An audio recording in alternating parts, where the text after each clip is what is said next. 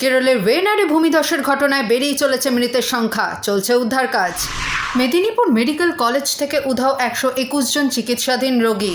তেহরানের বাড়িতে ঢুকে হামাস প্রধান ইসমাইল হানিয়ারকে গুলি করে খুন।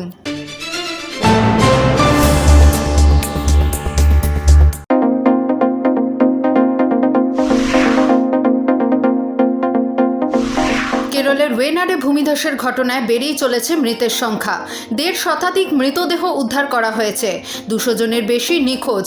এখনও কতজন ধসের নিচে চাপা পড়ে আছেন তাও জানা যাচ্ছে না। চলছে উদ্ধার কাজ।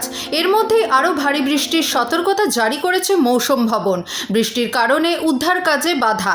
কেরল সরকারকে আগেই সাবধান করা হয়েছিল। সংসদে দাবি স্বরাষ্ট্রমন্ত্রী অমিত শাহের। 23 जुलाई को केरल सरकार को अर्ली वार्निंग भारत सरकार की ओर से दी गई 23 जुलाई। সারদা মামলায় নলিনী চিদম্বরমের বিরুদ্ধে ইডির আদালতেই গ্রাহ্য হল না কেন্দ্রীয় এজেন্সির দেওয়া সাপ্লিমেন্টারি চার্জশিট। উল্টে ভর্ৎসনা করে ইডির উদ্দেশ্য নিয়ে প্রশ্ন তুলল আদালত। বিচারক মন্তব্য করেন, বিচারের সময় দেখতে হয় ব্যক্তিগত প্রতিহিংসা বা রাজনৈতিক শত্রুতাকে আদালতে টেনে এনে মূল্যবান সময় নষ্ট করা হচ্ছে কিনা। আদালত পোস্ট অফিস নয়, তার সামনে যে তথ্য এবং প্রমাণ পেশ করা হয় তার ভিত্তিতেই বিচার প্রক্রিয়া এগোয়। আইনজীবী হিসেবে নলিনী চিদম্বরম যে পারিশ্রমিক চেয়েছেন তাকে বেআইনি লেনদেন বলা যায় না।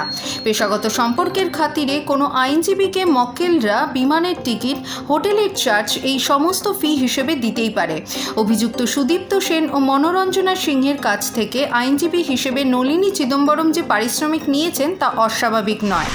রেশন দুর্নীতি মামলার তদন্তে তল্লাশির পর এবার প্রাক্তন খাদ্যমন্ত্রী জ্যোতিপ্রিয় মল্লিকের ঘনিষ্ঠ বারিক বিশ্বাসকে তলব করল ইডি।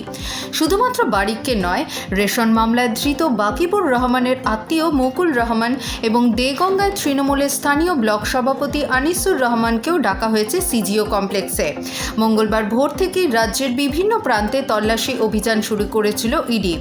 বারিকের ফ্ল্যাট থেকে প্রায় 20 লক্ষ টাকা উদ্ধার করে নিয়ে যান ইডি আধিকারিকেরা। খাস কলকাতায় স্কুল ব্যাগে বোমাগুলি।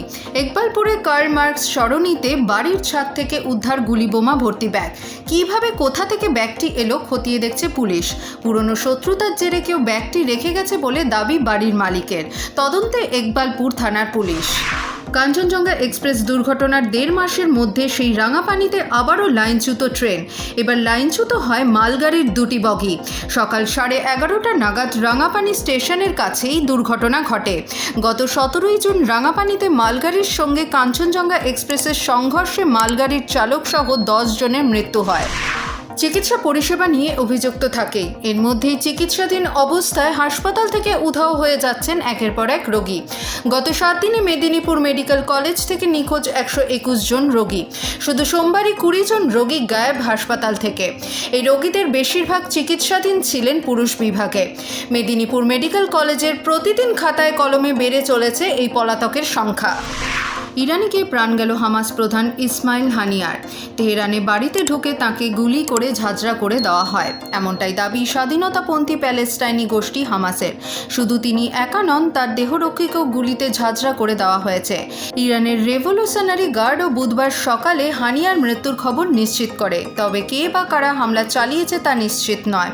তবে হামাসের দাবি ইসরায়েলি হানিয়ার মৃত্যুর জন্য দায়ী, যদিও এ ব্যাপারে ইসরায়েল সরকারের তরফে কোনো বিবৃতি জারি করা হয়নি এখনো পর্যন্ত।